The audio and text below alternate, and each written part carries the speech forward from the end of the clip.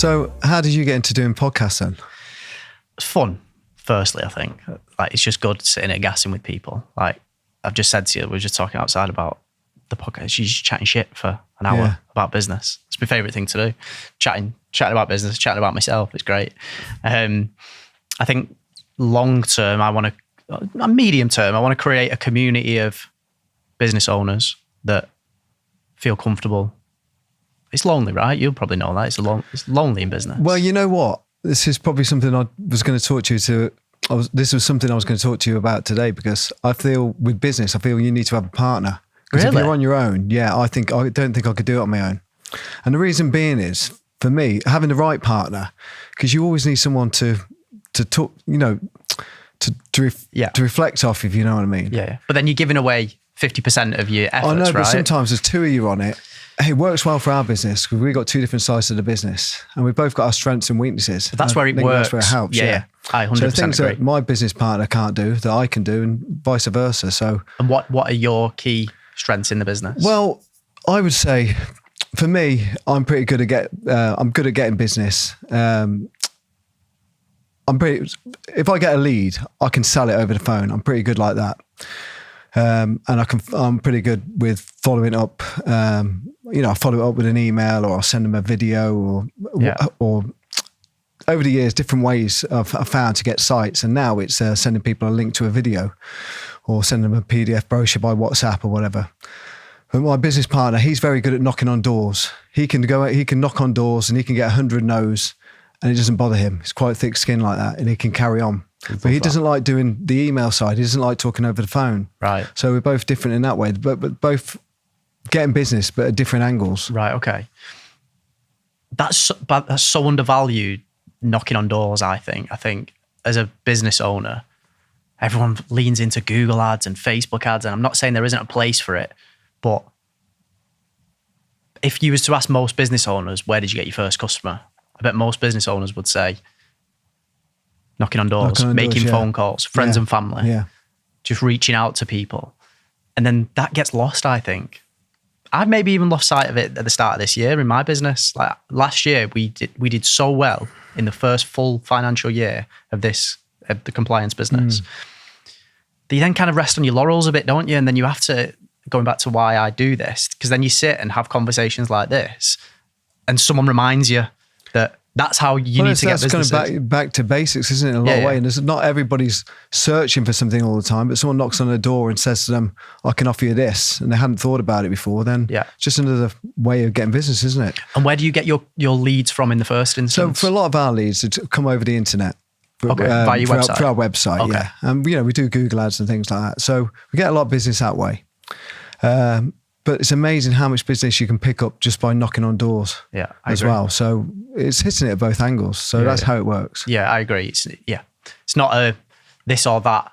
That's right. Yeah. But like especially in my game, because we know each other from, going back to the whole partnership thing. Yeah. I've lost very good friends over trying to be business partners together because it just didn't work out. And we did have opposing skill sets, but I guess our values didn't align maybe. And I'd changed as a person over the 4 or 5 years we were friends, and they maybe hadn't. I became someone I never thought I'd become, someone that reads or listens to books, someone that journals, someone that, I'm not saying I do this religiously, but I'm saying I'm willing to explore. I was saying to Jacob before that I read The Secret a couple of weeks ago, Manifestation. I'm not a spiritualist really, I'm a science guy, but I'm willing to listen to it and read it to see if there's any information that I can take in from it. Does that make sense? Yeah, it does, yeah. Whereas he hadn't changed, and I think I've tried 2 or 3 business partners, and I think I've just got to the point, maybe I'm the problem, and I've decided to not do that anymore. And I want to keep 100% of what I have and create a community of a support network, because we know each other from a property support group, essentially, don't we? Yeah. I want to create the same, something similar for business owners, where we can get together, discuss best practices, discuss challenges, put the government to rights, whatever we want to do. Well, when we started off, there was 3 of us, and that didn't work, having 3 people. Okay. I would definitely say that doesn't work, in my opinion. Okay. And I think you've both got to have the same work ethic, the pair of you, because if one doesn't, if one doesn't, it's not going to work between you. You know, you've both got to have the same goals. I agree as well. That was part of the problem same as well. Drive. That was part of the problem because I wanted to invest in marketing and do things, and they were like, I want a salary. Yeah. I'm like, I take home 12 grand a year. And if there's divs at the end, I'll take the divs. But for the time being, I'm taking 12 grand a year and I'm investing it into marketing. And that's just the way we're weird, right? Yeah. You have to be weird to do this. But yeah, what is your business? So, right. So we've got 2 different sides of the business. We've got a vending machine side with washroom vending machines. Yeah. We're in service stations, supermarkets, cinemas, bowling clubs, pubs. And then we've got another side of the business where it's gaming machines, digital jukeboxes, pool tables. So my business partner, Alex, he runs the vending side of things and I run the gaming side of things. But we still run it as a business as a whole because we've got service engineers and they're doing work for vending, working. And 1 minute they can be doing a jukebox install, next minute, installing a vending machine. And I think you've downplayed the vending machine thing because part of the reason I wanted you to have you on the podcast as soon as I heard what you did, one of the things I love about business is how people make money in so many different ways. So it's not just a vending machine, is it? What type of vending machine is it? Well, the washroom vending machines, and I don't know if you've ever looked at one when you've been in service stations or supermarket. Okay. I'm asking you because I'm childish, that's why. Right, okay, because condoms don't sell. What sells is these blue pills. They're in the machines, and we sell thousands of them. So that's all that's keeping us in the game. If they went, that's it. You've got to clip that up. I'm so childish. I'm so sorry, but I just love the fact that that's how. Because you wouldn't think that, would you? You wouldn't, like, we've always seen them. Well, yes, most people just see them as condom machines. Some people probably think they don't even work, or they're left in places, and some of them can be graffiti. It depends what type of venues they're in. Can be graffitied or damaged and stuff. But yeah, we've got quite a few thousand of them out. Nice. And so, if you was to split those 2 sides of the business, like, how many units do you think you've got dotted around the UK? We've got over 1,500 venues. We've got over 1,000 venues, and we've got over 1,500 vending machines because we do ladies' machines as well. Okay. Now, ladies, they don't sell. It's just a waste of time. Like, girls taking the sanitary stuff out with them. Yeah. We get asked for it, and sometimes we have to do it just to get the machines to the gents. But it's like I said, it's only the male pills that sell. You never would have thought that, would you? When you see these machines, like, you wouldn't think that they're the things that sell. Yeah, that's right. Yeah. Well, you wouldn't be. It's kind of changed. When we first started the business, Alex, my business partner. Shall I tell you a little bit about? Should we go into about how it started? The business. You do whatever you want. Okay, so when I left school, I did an apprenticeship, and I got a job at a local fruit machine company, and what they had was around operating these machines called Joker poker machines. These were the vibrators? No, this is how I started getting into the. I'm just trying to give you a bit of an insight of what I was doing. So when I first started getting into machines, I was operating these Joker poker machines, and there were video games where you could play poker. They were amusement only, and what people would do with the machine is landlords would, if someone's got some credits on the machine, they're pressing the button on the top of the machine, it was clearing the credits, and they were paying them out. So it's a bit like you've got Pac-Man machines outside here. Imagine someone having so many points, and they're behind the bar, they're exchanging the points for money. Okay. And at that time, it was a bit of a grey area, the machine. Was it legal, was it, or wasn't it? Okay. Was it legal or wasn't it legal? Our stance on it was, they're an amusement machine. What a landlord does, that's up to him. But the Gambling Commission, they saw it differently. So the Gambling Commission clamped down on it in 2005. The new laws changed with the Gambling Commission, and basically they said that those machines were illegal. So I was earning good money at that time. And you was the installer of these? Yeah, yeah. So basically, did you own the business at that point? Well, this was it. I was the front of that business. It wasn't so. But you didn't have shares? No, I did have shares in that bit. Okay. I did. It was a business. I was basically fronting a business, and those machines weren't legal, it turns out. So when the shit hit the fan, it come back on me. So that business stopped. Okay. And did that stop just, was you being chased by anyone, or was it just like just stop doing what you're doing and we'll call it quits? So back in the early 90s, those machines, the pubs game was completely different. You go into pubs at like 10 o'clock in the morning, there'd be people in them, and they'd be smoking, pubs would be packed. The fruit machines at that time, you could only pay out like 35 quid, where these machines, people were paying out things like 500 quid. And that was big money in those times. Yeah, cool. So that was where the money was. And I was earning pretty decent money. And that all came to an end because the Gambling Commission, they changed, they had more powers with what they could do, and they stopped it. They raided like 7 places.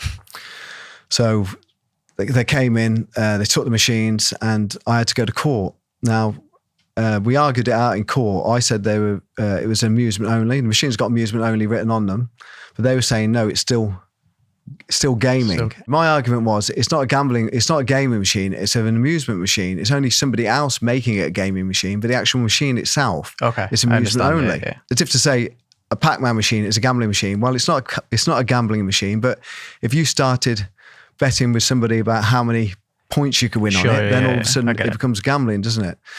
So that business, So what happened was, so that stopped in 2005. Yeah, it stopped in 2005. Okay, yeah. And then what did you move on to after that?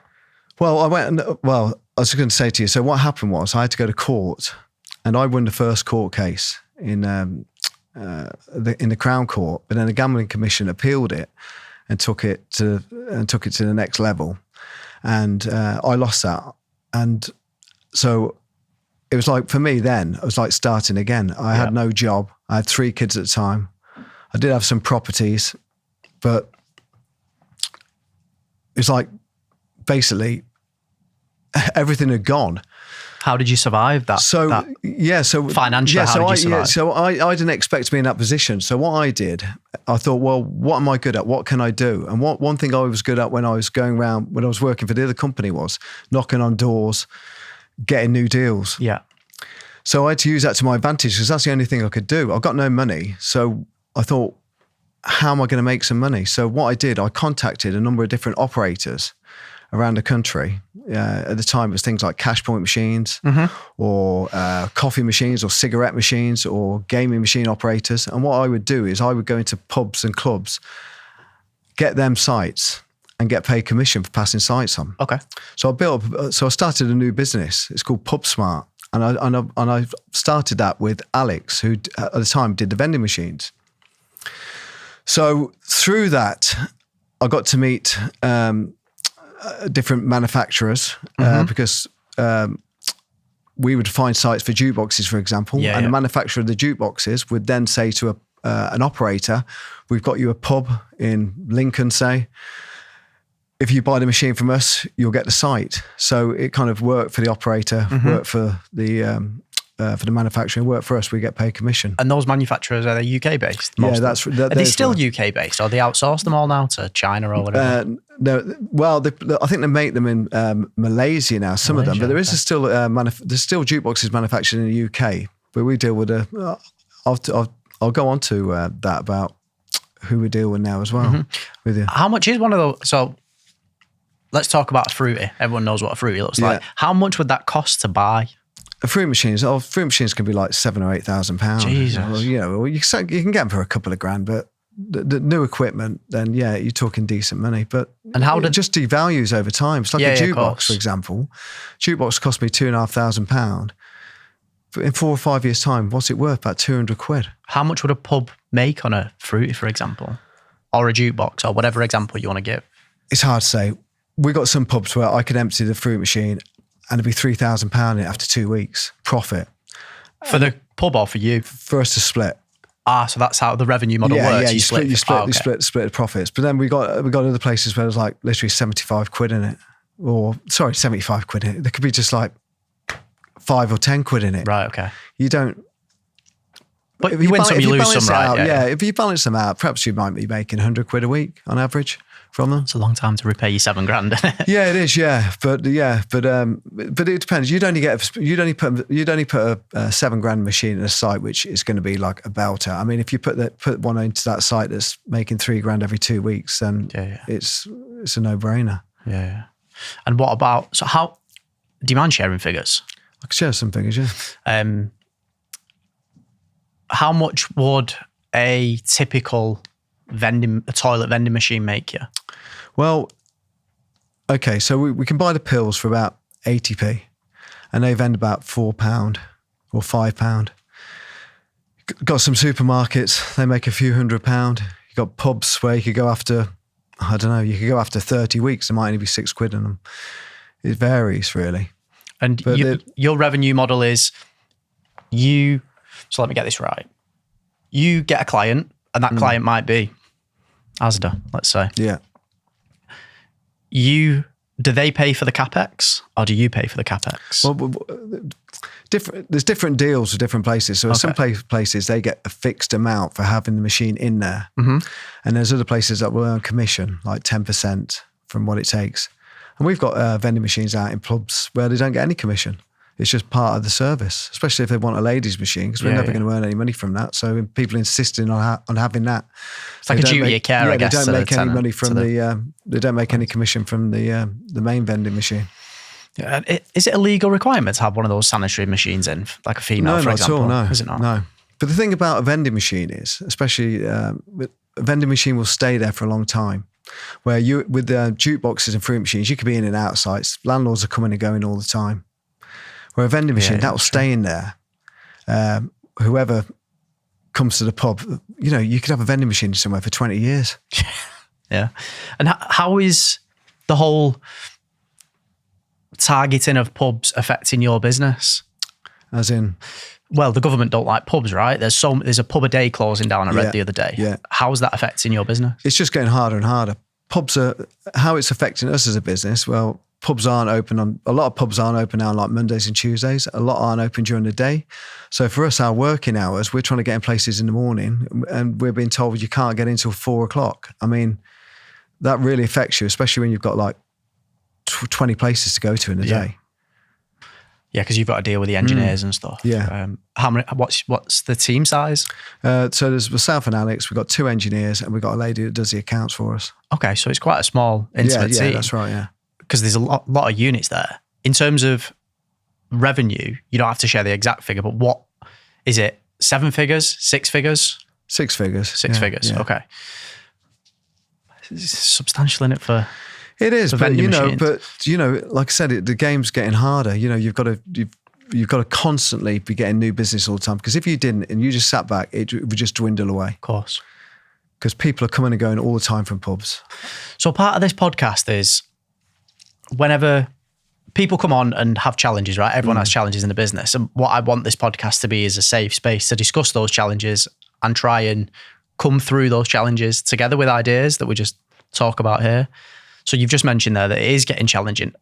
Are there any other avenues to explore in terms of, I don't know, similar businesses in different sectors? Or I don't know, the sectors better than I do, but like vending machines and gaming machines have synergy, right? Because it's a machine on a wall. I'll really simplify it. Is there anything else that you can pivot the business to or acquire a similar business that does? Well, I think we've got to focus on what we got.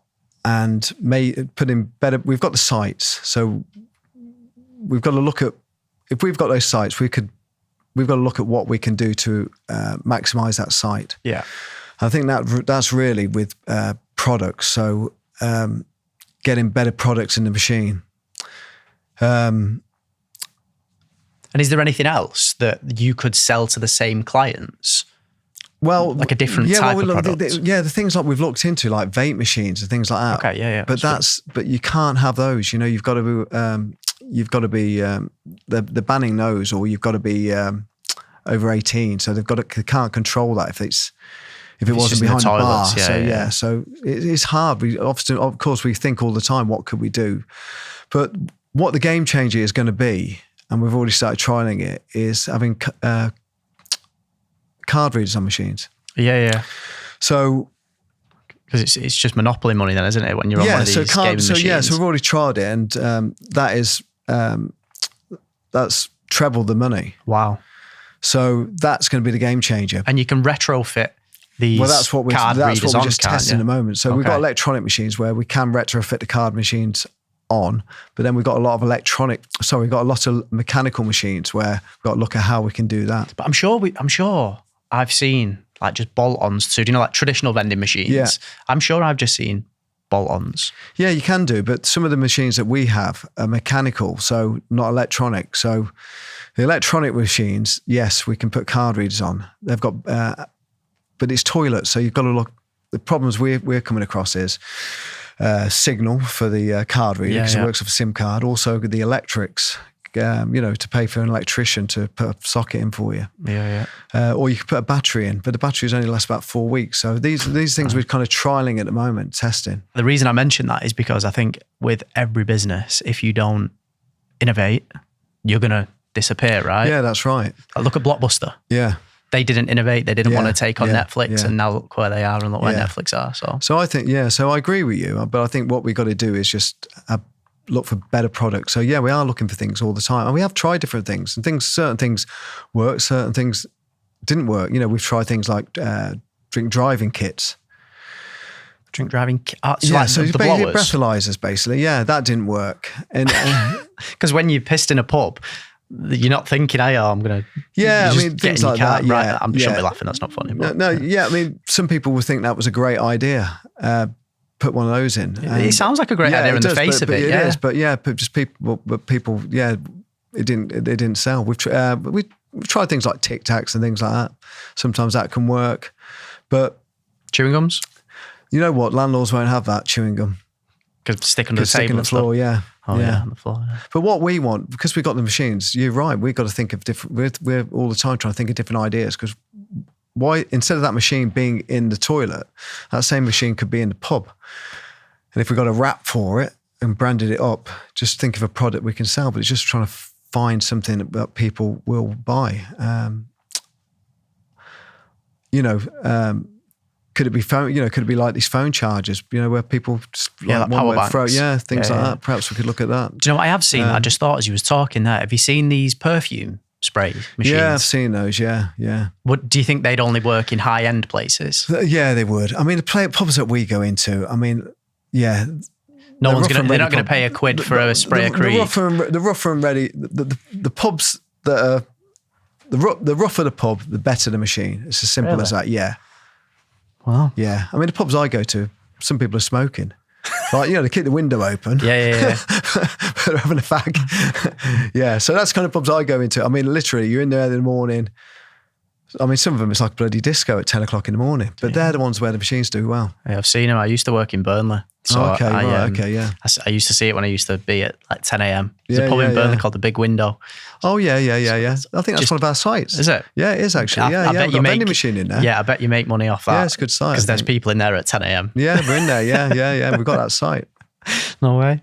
Where do you want the business to get to? Well, I think for us, long term, our plan is to build the business up and eventually be able to sell that business, and we want to move into property. Okay. Which is why you're in that other group. Yeah. Have you got a portfolio or anything now? I have, yeah. What I've done over the years, I've put my money into property. Okay. So I've got 8 buy-to-lets at the moment. Okay. Substantial pension. Yeah. And I probably Up never... north? Pardon? Up north, down south? No, in Coventry. Coventry. So I bought them all off plan. I bought 4 flats, 4 houses. Flats haven't really gone up in value, but the house has pretty much doubled over value in time. Nice. And now I'm able to, now they've gone up in value, I'm able to get the equity out of them and go again. Mm-hmm. So that's why at the moment, I'm looking into BRRs and. Have you got any questions for me on that while you're here? I'll happily answer any questions on property. Yeah. So you tell if perhaps you tell me a little bit about what you've got in terms of property. And, so I'm actually selling a lot of my portfolio at the moment because someone told me that you being a landlord shouldn't take time away from running your business, and for me it was becoming a vampire. Like it was just taking time away from me. Because you know what? I would say, for me, it doesn't. I would say for me, I'd say it takes about an hour, 1 hour a month of my time. But the stuff that you've bought, are they vanilla buy-to-lets, 25% deposits? Yeah, they are. They're all bought off plan. They're all new. Yeah, okay, fine. Mine are BRRs. Right, okay, yeah. So it's different strategy. So I'm dealing with the renovation. Okay, yeah. We're doing, so we've got 2 renovations on at the moment. 1 renovation and 1 that's finished that we're passing to a care provider. So what I'm doing with my portfolio is I'm selling anything that I can't pivot into supported living. And so it was 2, I was selling 2, but then one of them, I got a phone call last week saying that this provider wants to take it. So now I'm leasing it to them. I just don't find property at the moment exciting. Like, so that property is in Burnley. I bought it for 34 grand 2 years ago. I'll refinance at 95-ish, spent 25 on it. So I get all my money out, but then I'm only earning 170 quid a month because I'm putting a supported living provider in there, and my mortgage is 7.49. Wow. With together. Okay. So I'm only holding it because that's a free £117 a month because I pulled all my money out. Otherwise, it's not really worth it, is it? Like, I say it's not worth it. We're in different positions in the sense. That's right, yeah. I mean, you've built your business. Yeah. You now want to put that money to work to build your wealth for your pension or for your family or whatever. Yeah. I'm very much in growth phase. I sit there and think, could I use that 100 grand to go and buy a business? Yeah. So we're looking at buying a business at the moment that's 500k of revenue that would, for 425 grand, I have to put about 60k down. The rest is bank financed. So I'm like, with that 100 grand, I could go and add 500 grand of revenue to our business. And it's clearing like 8k a month net. Yeah. So that's much more exciting for me at the moment. Yeah, okay. So my portfolio at the moment is about 5 properties. 5 properties, 6 if you include the one I'm selling. What I am proud of about that is I started with 100 grand 5-6 years ago.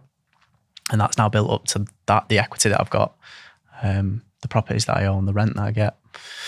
So yeah. Well, I never really took the property side of things seriously as a business until lockdown. Because when lockdown hit, I couldn't work at all. So all these vending machines out there and gaming machines, they were obviously, pubs were closed. We couldn't earn any money. And that really hit me then, that how vulnerable the business was. Mm-hmm. So that's what made me think I need to focus on property as well. Yeah. Because the only money that was coming in when lockdown happened was the money from my buy-to-lets. Yeah, yeah. And I'll be honest, a lot of the rents weren't put up. They weren't market value. They were way below. And I just saw property as a bit of a sideline. Yeah.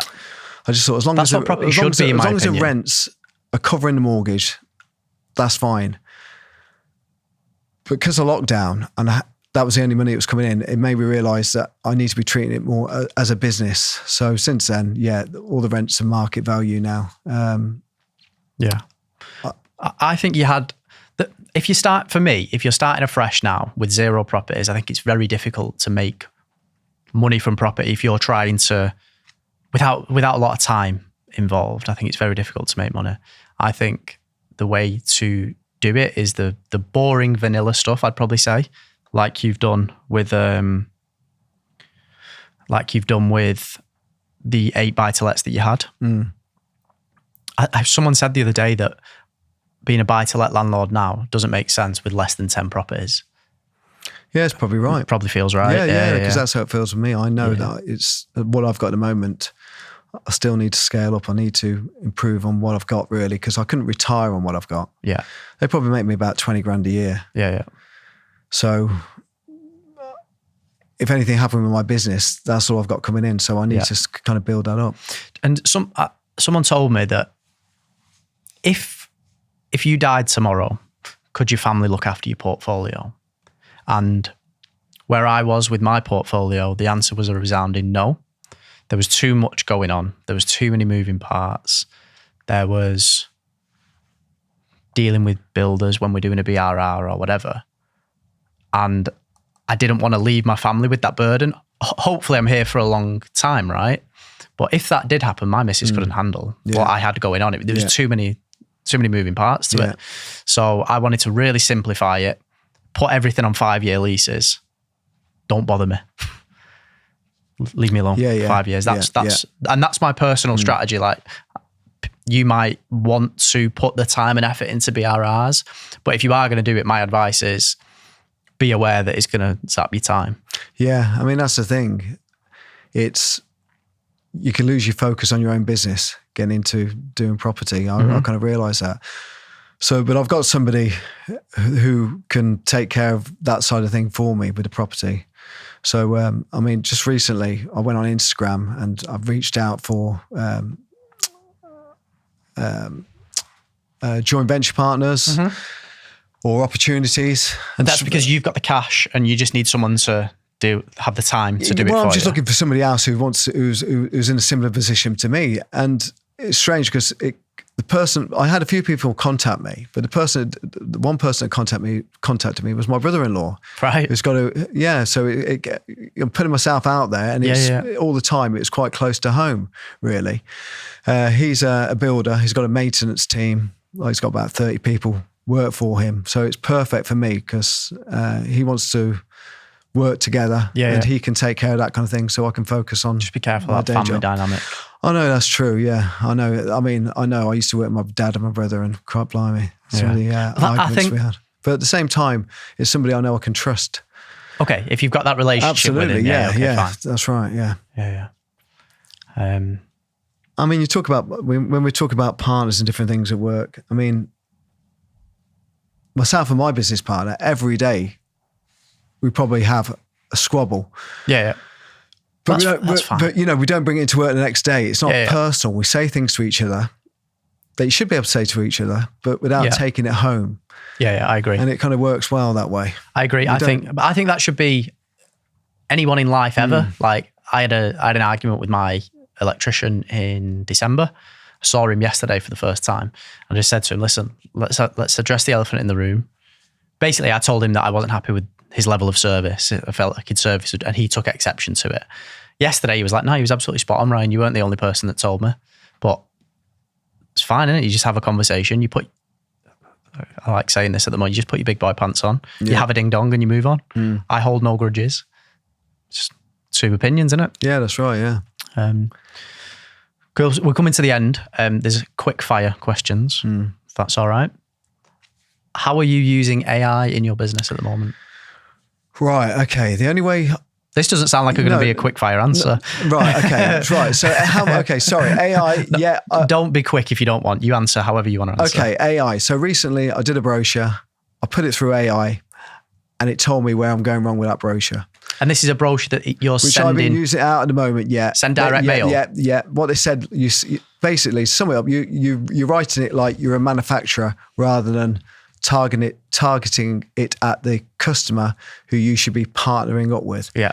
So, I thought that really worked well. And what AI was it? What chatbot? ChatGPT. Yeah. That's everyone's go-to, Yeah, isn't it? So in a nutshell, my brochure looked more like what a manufacturer would put out, where it should really be targeted more at we could work together doing business. Just a question on that. So these leaflets, do you post them? No, we do PDF brochures. PDF via email? When they go out knocking on doors, we do that, And we have done some mail shots. I was going to say, have you ever done like lumpy mail stuff? Yeah, we have, How have you found that? It's not great, but really? Again, not great, but you know what? They have kind of paid for themselves. You're only going to get one decent site. And it works. But the percentage isn't very good. I'd say it's like 1% or something like that. Do you think that's, I mean, I don't know how you did it, but do you think that's because you wasn't finding the person? Do you know what I mean? I think for us, when you do a mail shop, we've got to try and find freehold pubs, people who aren't tied with their machines. Okay. Where when you're buying this information, they can't tell you if it's managed or a tenanted place. So, right. Yeah. So really, it's a bit of a shot in the dark for us. Yeah. No way you can find that out, no.